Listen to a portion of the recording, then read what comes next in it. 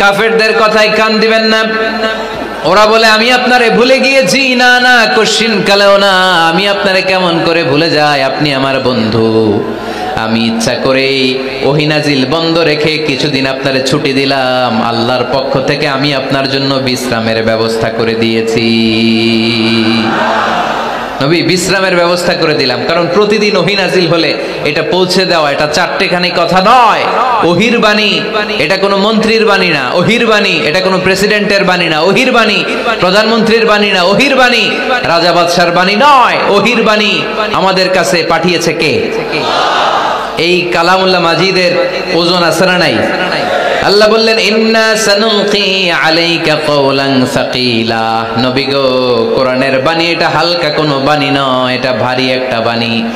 এই বাণী যদি আমি সাগরে নাজিল করতাম, এই কোরআনের বাণী যদি আমি জঙ্গলে নাজিল করতাম, আর এই কোরআনের বাণী যদি আমি পাহাড়ের মধ্যে নাজিল করতাম, কোরআনের ভারে বড় বড় পাহাড়গুলো মুহূর্তের মধ্যে ভেঙে চুরে খান খান হয়ে যেত।